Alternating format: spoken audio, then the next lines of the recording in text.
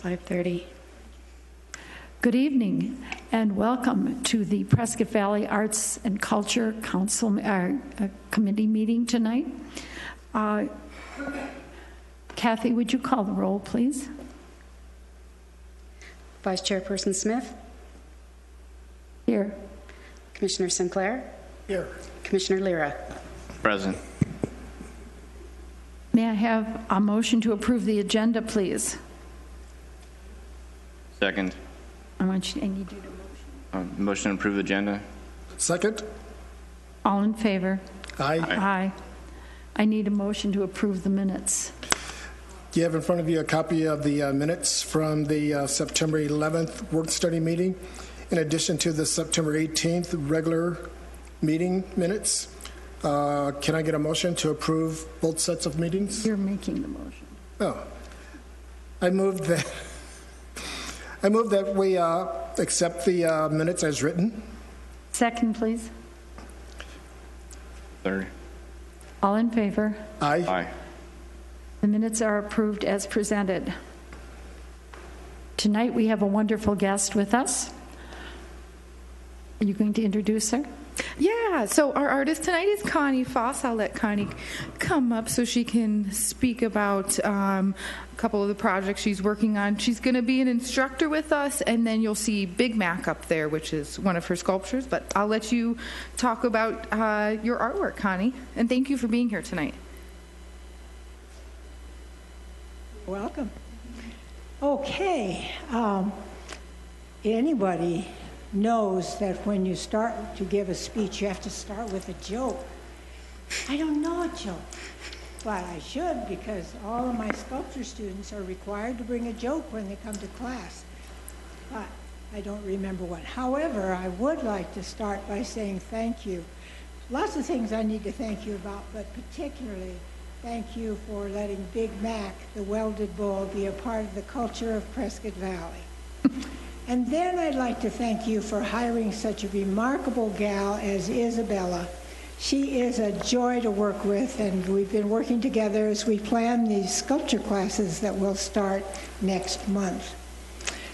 But what I really want to talk to you about is the fact that art in its many forms has a place in every phase of life, whether it's little, young kids, or elderly people. So to illustrate that, I'm going to kind of go through the phases of my life. And when we were growing up, my three older brothers and I, it was during the Depression, and no one had any money. But my mother was determined that we would have some lessons in art. And so she happened to have an old college friend who was teaching art in a college near us. And so she arranged for us four kids to trudge over a mile to her attic studio one day out of every week in the summer. And she would show us drawing and charcoal perspective and such like that. And we went bearing all the garden produce that Mother was giving her in exchange for these lessons. My mother was determined. And then about that same phase of life, on a rainy Saturday, Mother would set us around the kitchen table and give us each a paring knife and a bar of ivory soap, and we would sculpt or carve something. And of course, that wasn't wasted. That then went into the bathtub and gave us baths for some time. The next phase of life was probably preteen, and by that time I had decided that girls were as good as boys, and that was my mission in life to prove it. So when the next older brother of mine started whittling, I did too. This fantastic sculpture is a result. Well, the next phase of life was probably college. And though I thought about majoring in art, I had a music scholarship, so I went that way. And it became my expression of art and continues to be throughout life. But then next would have been marriage and kids. We had 4 sons, and of course as each one got old enough for Cub Scouts, he became a Cub Scout. So what does Mom do? I became a den mother. So for each of those kids, I had them whittle a bear claw to hang on a thong around their necks. Well, when I tell that story to the current crop of young kids, they say, a thong around your neck? Well, they didn't refer to thong the same way I did. I guess meanings of words have a way of changing over time. Let's see, then about the time we were finishing with the fourth son, we as a family started showing horses, and we wanted different stall decorations. When you show horses, your horses are stalled, and then you're given a stall next to them, which is your tack stall or your tack room. And you decorate that up. I think it's a little PR, but it's also fun. But we wanted different stall decorations. So I said, hey, if I can whittle a bear claw, I can carve a horse head. And so I did, and it began. And this is one of the very first ones. Really exciting, isn't it? But it was carved out of a pine shelf out of the dining room buffet we were tearing out. So you make do to do what you want to do. But as I got better, and over the years, people would want to buy them, and I was so excited. I remember the first time a lady came up and wanted to pay me $50 for one. It was so exciting. But as I got even better, then they began to commission me to do portraits of their horses. And that was really exciting, particularly when I got to do some of the national champions. I remember doing a 36-inch tall, I don't know how tall 36 inches is, of a bust of a national champion stallion out of black walnut. And it was really fun. But let's see. Then I got better, and we added benches and functional art. Oftentimes people didn't want to spend the big money for sculpture, but they could see that they could use a coffee table. So we put glass tops on horses and on busts of horses and such. But then when we sold our businesses and we moved here, while my husband was building our shop, I decided I would go to Yavapai College and take a sculpture class to see what I needed to know. And Dick Markison, who was the instructor, said, after he saw my wood portfolio, he said, well, you're not going to work with wood in class. I'll start you out with clay, which he did, and that was very good. But towards the end of the semester, he said, okay, now you're going to weld. I said, oh, no, Dick, I'm afraid of fire. And he said, ha, you call yourself a sculptor, you have to at least be able to weld an armature. So he turned on the gas and lit the torch and handed it to me and walked away. Well, I learned a lot about welding, but not enough to resolve my fear. But I knew it was freeing, and I liked it. So the next semester, I went across the alley to industrial welding, and for 3 semesters, I stayed there, and Harold resolved my fears and taught me all kinds of things. And me and the bikers had a great time. And so then I bought my own welding stuff and welded at home, and that was fun. I really enjoyed it.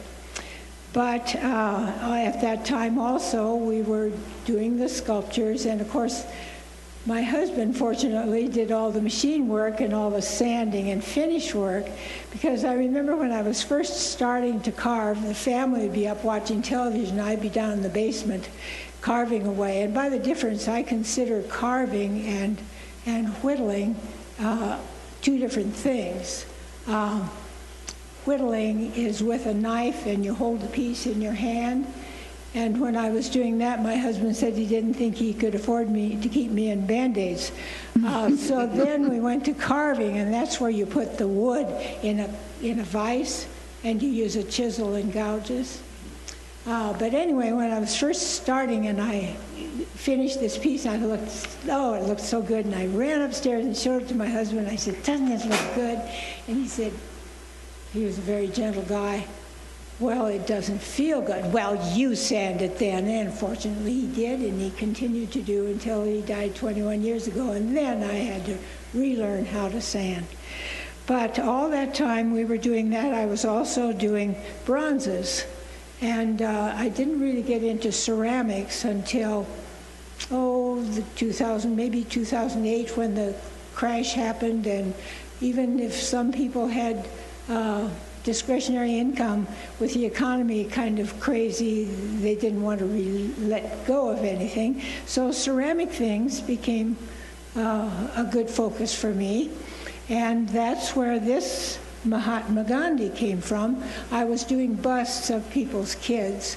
They would commission me to, and his mother did not commission me to do this. So I've used a lot of different forms of art as I've gone through different phases of my life. And as I got even older, I had spent many, many, many summers, I don't want you to know how many, teaching swimming, and realized that, well, in fact, Red Cross used to say it's the one sport that will save your life, although running might come as a close second. But I thought, well, there's so many parents who can't swim and they can't afford to teach their kids. So if I write a book, Swim with Mr. Water, it's a simple and fun book about learning how to swim. And the parents could use it as an instruction book, or the kids could read it and enjoy it. And that was such fun, writing a book. Oh, it was fun. So now I'm writing my 23rd book. And some are kids' books, some are young adult, some are adult. But it's a lot of fun, and most of them are on Amazon. There are 3 yet to be published. But, of course, that's going through all phases of life, and music is there, and just art is so important to us in so many ways. I think it's probably the frosting on the cake, and the cake being the adventure that's life. I'm leaving these books here for you folks, members of the commission, so that you can try them. And but I'm not leaving this guy. He's going home with me. But I guess that's about all I'd like to say, except that I have another thank you, and that is, thank you for letting me come. I love to talk. Now, do you have any questions? Thank you so much, Connie. Your presentation was wonderful. I think you're almost like an ombudsman for the arts. you cover it all. Would you spell that for me, please? I like the way you cover multiple mediums, clay, wood, carving. The bronze horse is exceptional. Thank you. And I love Big Mac also. Yeah. Thank you. It's pretty cool. Thank you. I'm curious to know about the horse process that took. How long did that take you? What do you mean, this one? Yes. Process? Well, of course, this is bronze. Yeah. And it's lost wax bronze. So I do the artwork on an armature, and fortunately knew how to make one, and use oil-based clay rather than water-based like ceramic clay. Mm-hmm. And I create my sculpture, and then I take it to the foundry. And they first will decide how many different molds this needs. You can't just do something like this with one mold, because you want the liquid bronze to be able to not be interfered with with some air bubbles or something. So they probably did a head, so maybe separate for I don't know how many, I can't remember, molds. And then after they've done the molds, they will coat the insides of these molds with a liquid wax. And then when that wax sets up, they put everything together, and the artist comes in to make sure it's a good representation. I always check to make sure the eyes are clear, the hair is good, that sort of thing. And then they coat it with what they call investment, which is a liquid pottery kind of thing. And it's coated on the inside and on the outside with the wax in the middle. So you have a sandwich, you have the ceramic, on both sides with the wax in the middle. Well, then that's put into I don't know how many, 2,000 to 2,500 degree oven. And because they've put sprues on that so that the wax can drip out, they melt that wax out and it leaves, so then you have an empty sandwich. And that empty sandwich is where the molten bronze is poured in. And then when that cools, they have to sandblast it to get rid of any of that that's still on there. And then they have to weld with bronze to put it all together again. And then sandblast again, I think. And then the artist comes in and makes sure they do the patina that you want. So it's a long process. Usually when someone calls and orders something, it's going to be 3 months to get it done, even when the mold's already done. So, any other questions? Amazing. Yes, it is amazing. Yeah, it takes much more than one good artist to make a good bronze. All the people who touch it in the foundry process have to be artists on their own right. When they cast the Not So Gentle Tamer, we got to go over to the bronzesmith and see a couple of the pourings, and that was the one I realized where artistry comes in joining the different castings together, and you would never think that it was anything but one piece and one casting. Yeah. It's amazing. Yeah. Beautiful. And of course, unless it's a very small sculpture, it's hollow. Yes. Yeah, Yes. but when you lift it, it doesn't feel hollow. No. Okay, any more does not. questions? We thank you so much. Well, I think the Students. thanks goes the Yes, other way. thank you very much. Thank you. I Thank you very appreciate much. it. Now, how much disturbance will I cause getting my stuff out of here? None at all. Okay. Very good. We'll make sure. Thank you so much, Connie. It's a pleasure to meet you. Beautiful work. Yes. And thank you for Big Mac. We love Yes. him. The town loves Big Mac. He's one of the favorites. He has never caused the problem. We're looking now for our director's report, I think. Oh, no, we want some programs and classes first. I'll Yes, go through please. those real Hope. quick.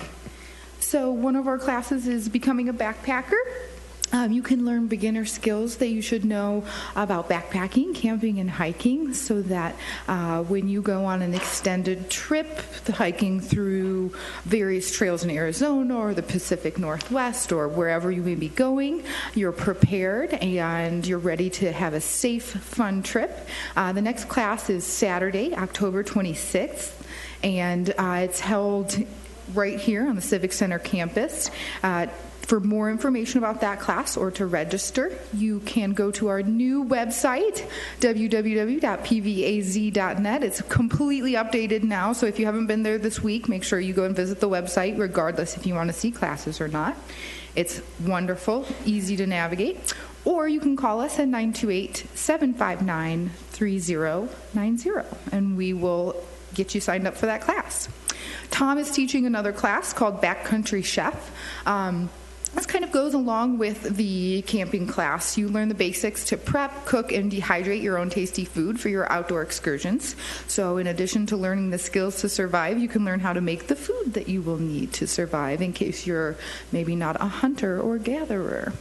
Next class for that will be Tuesday, November 19th, and they'll be learning how to make backpacker's chili, which sounds fantastic.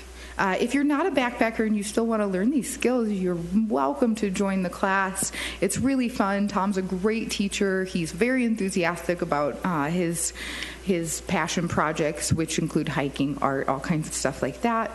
Tom does also have some morning art classes as well as a new drawing class in the evening. So for any of those, you can register on our website, pvaz.net, or you can call the Parks and Recreation Department at 928-759-3090 or visit us on the third floor of the Civic Center.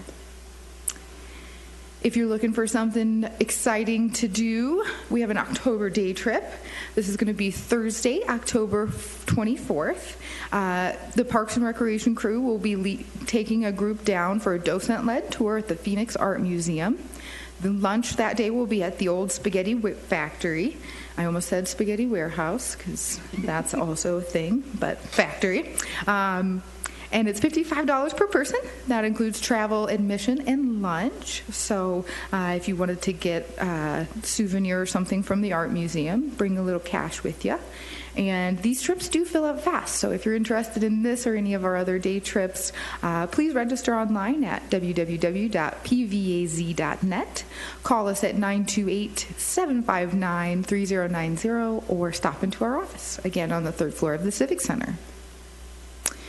And another one of our new classes, in addition to Connie's class, which will be starting soon, is our card making class. And these are offered from 5:30 to 7 p.m. every other Friday. And the schedule for those is on our online listing. So if you have a question about which Friday is coming up that the class will be held, just go ahead and check out our catalog or give us a call. Again, 928-759-3090. And with this class, the instructor has some format stuff ready for you, so you can just get to go into the class. She'll tell you how to put some cards together, give you basic instruction. You get a little bit of freedom, and $20 per class gets you 4 beautiful greeting cards. And every time that this class happens, it's going to be different cards, so you can take it over and over again and keep getting gorgeous handmade cards to send to your family, friends for holidays, birthdays, anniversaries, any special event that you might have going on. So really cool class, and also a great way to meet new people who have the same interests as you. And here's Tom's evening drawing workshop that I mentioned earlier. It's a 2-day workshop, and each day is a 2-hour session. It's held on Thursdays and Fridays from 5 to 7 p.m., and the cost is $40. The next workshop is October 24th and 25th, so that $40 includes both of those days. And Tom is a wonderful artist. He's very talented. You've probably seen his work in galleries around town, as well as the Prescott Valley Public Library. He also exhibits in Sedona and Prescott and all over Arizona. So he's a wonderful instructor. I've seen students coming out of his morning classes who, they hold up their work and they're very proud of it. Some people say they've never drawn before. Some people say, this was a continuing education thing, but it's a great class to take no matter where you're at in your art journey. So make sure to check those out. Call us at 928-759-3090 for more information, or visit our website, pvaz.net, to learn more information. And I will let the director do his report now. Thank you so much, Hope. There's always something wonderful to do here in Prescott Valley and wonderful things to learn about. There is, and our new coordinator, Isabella, has been doing a great job of finding new instructors. You heard Connie praise her, and I think staff would say pretty much the same stuff that Connie said, if not better. So I'm sure. Mr. Whitty, may we have our director's report, please? You surely may, but before I do, just a little testament to the upcoming workshop on cooking and dehydrating and everything. I am a taste tester for that program. I will quantify in large shape and scale to Tom's abilities. He is a extremely fun, energetic individual. There is absolutely no way that you cannot have a good time in his class. And so whether it's cooking, drawing, or any of the others, you will enjoy Tom. So yes, I'm testifying on his behalf in doing this. So encourage everyone to come out. I'm looking forward to the chili, so let's have a little fun with those things. I hope everyone enjoyed Connie. She's had a long history with the town, our department. She's an energetic, very diversified lady. She is wonderful. And so we're looking forward to her coming on in an entirely new capacity for us. That's very exciting in doing those types of things. You see all the new programs and services that Hope and Isabella are working on, so that's very exciting. So that's been keeping me very active because they have all of this great information going out there on social media, Facebook, all those other avenues that are going on out there. So quite a bit of review and interaction going on there. There's just been a number of different projects, both parks, arts, culture activities. They're listed in my monthly report that I know you've had a time to be able to review and kick around. But so at this time, I would be very happy to answer any questions the commission may have concerning the administrative section or any other element of the monthly report so that I can add clarity. I think it's fine. Okay. For me. Andy? Edward? No No comments. questions? No comments. What you guys are awesome. I Very love it. busy. Very, very busy, Yes. as we all should be, correct? Yes. All right, awesome. So thank you very much. As I'm sitting in for our chairperson, Lindsay Quisenberry, who is not here tonight, we will pass by the chairperson's report. Hope? All right. So the first item under our old business, the Create a Tree program, is almost here again. This year went by so fast. Also, just a note before I get into this, the Create a Tree program is held in the Prescott Valley Public Library, where otherwise throughout the year we have the public art exhibit. And for those of you who haven't made it into the library yet in October, I strongly recommend you do. The Prescott Valley Art Guild has their juried show, Fall for the Arts, up currently. You can see the winning pieces by the admin offices on the second floor, and gorgeous work throughout the first and second floors of the library. So if you haven't had a chance, make sure you stop by and see them. Edward, I see you smiling. I assume that you saw a piece that you liked. Actually, I'm kind of wondering where's Todd's tree at? Oh, Jokingly. on the photos here. Yeah. We didn't put a picture of our favorite tree from last year on there. So, No. but definitely check out the juried show right now. It's a great opportunity. And then after that, we'll have Create a Tree up. So for those who aren't familiar with the Create a Tree program, our applications are open currently. They opened on Monday and will be open through November 18th. If space allows, we will still accept applications after that date, but we strongly recommend that people apply as soon as possible, especially some of our spaces have the opportunity to use a power source. So if you'd like electrical access for your tree, we strongly recommend that you apply soon. And this program is a chance to decorate a tree or tree-like form to be put in the library as an artistic display through the month of December. And the trees will be on display starting December 6th through January 3rd. And throughout that time, if you're a member of the public who maybe knows someone who has a tree or just likes to enjoy this display, make sure you come in and vote for your favorite tree for the People's Choice Award. And we look forward to seeing applications coming in soon. Those will be sent straight to Isabella. She's doing a great job with the program. She's very excited for her first year of Create a Tree. So make sure that you send your applications in soon. If you have questions, give us a call at 928-759-3090. This is a great opportunity to advertise your business for free. It is free to apply, free to display. We do have some minor rules and regulations to make sure that your tree is safe and appropriate for the library space. So you can check out our application on our website, pvaz.net. You can pick one up in the office on the third floor of the Civic Center. That's the Parks and Recreation office. Or give us a call and we can answer any questions you might have. Commissioners, any comments about Create a Tree? Did we talk about the voting? So yeah, Okay. People's Choice Awards. If you have a tree in the program, you can still come in and vote. So don't feel like if you put in a tree that you can't vote for it. You can vote for that. You can vote for someone else's tree if you'd rather. But and then in January at our Arts and Culture meeting, we'll bring in our People's Choice Award winner and recognize them for their hard work. So and this program is great. We get beautiful trees every year. It's so fun. All the groups that do it enjoy it. I know our department enjoys it and the commission enjoys it. And thank you all for making it possible because it is such a wonderful program. About how many trees do you have on display, and can all groups or individuals display a tree?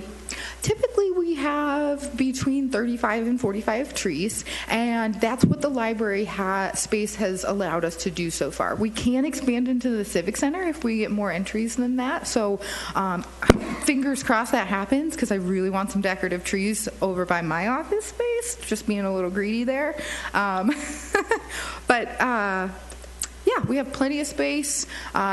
Typically, we don't fill up till the very end, but we do fill up, and the electrical spots do go fast. So something to keep in mind. But for people who maybe want to light up their tree, but apply a little too late or hear about it too late, I always recommend like battery pack lights. Those work really well, and we've had a lot of success for groups that have used those. Just looking at the pictures,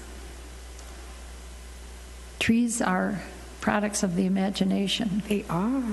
You can create just about any kind of tree you want within bounds. That's right. That's right. And you can have a lot of fun with it. Last year we had a father and daughter who did a tree just because they wanted to. So don't feel like, you have to have a business or you have to be part of a school or an organization. You can just have a family tree. We would love to see that. Thank you. All right. So committee updates and planning. We spoke about committee changes at our last work study meeting. We do still have space available on Family Arts Festival and Youth Art Month committees, so something to keep in mind for any commissioners who would like to expand their volunteer opportunities and maybe spend a little bit more time on any of the programs that they're not currently working with. Besides that, I think our main committee item was the Art at the Center program project. Your business. Yeah. But were there any comments or questions about committee updates and planning? I have none. Do you have any? Nope. Excellent. And okay. No questions there. Thank you, Hope. We have a new project that's going on with the Arts and Culture Commission, and it's the Lakeshore Plaza Sculpture Project. We presented our plans to the town council recently, and I'm going to let Andy tell you about that. We're looking at displaying a new sculpture over at Skoogs and Lakeshore, the intersection there. It would be about a 22-foot high obelisk or pillar or monument, depending on what you want to call it. As a matter of fact, depending on what you want to call it, we're looking for a name. The sculpture is going to depict the community's history, community's future. It'll look back at mining. It'll look back at ranching in the area. And it's going to be a four-sided sculpture dedicated to each one of those type of items that I just mentioned. And we're looking forward to it going in. Now, sculptures don't come free. So we're going to need some help with this from the community. We'll need donors. We'll need possibly fundraising events. The town government will not pay for the sculpture. It will be a sculpture that will be paid for by the community itself. So we're looking forward to that. And hopefully with fundraising, the sculpture will be up in the spring of 2022? 21. I'll get it right. The artist is Ed Riley. You may be familiar with Ed. He is the owner of Bronzesmith. Great, beautiful work comes out of there. The Not So Gentle Tamer came out of there with her 3 snakes. And we just want to celebrate the community, where we've been, where we're going, and where we are today. So we're moving forward. It's a very exciting project. Yes. And it sounded like council was very excited about it as well. So Yes. I know that you're all looking forward to their participation, especially Andy, as you mentioned, in relation to fundraising events and, really gathering the community to get behind this program this sculpture that really is the story of Prescott Valley. It's telling the story of Prescott Valley, and then the one side that will be facing the street is kind of thinking about the future and how we just keep going upward and upward and upward, and it will be lit from inside. It will be utterly beautiful. So in a future meeting, we'll show you representations of it. I think the whole town will be excited to see it there. I think so too. If council is any indication, I think we. At the base of the statue, there'll be seating areas so you can actually sit down by the sculpture and look at it. Yeah, it's very interactive. So you very get to interactive, enjoy it. You know, it really is community art in the true sense of the word. Good. We're very excited about that. Any other information you want to give to us, Hope? Not at this time. I know we'll be we'll be working with you to help you put together Yes. a proposal to, officially get things through council. But based on the reception that we had at the last meeting, I know staff is feeling very positive about the outcome of this project. So We will be moving forward with this project immediately because it's going to be if a lot not of sooner. work. Okay. Do we have any unscheduled public appearances? I think not. Our next meeting will be Wednesday, November 13th. That's a work study meeting in conference room 428 over in the Civic Center. Our regular meeting will be Wednesday, November 20th, here in this auditorium of the library, 5:30 p.m. We invite anyone to come and join us. If there is no further business, I will declare this meeting adjourned.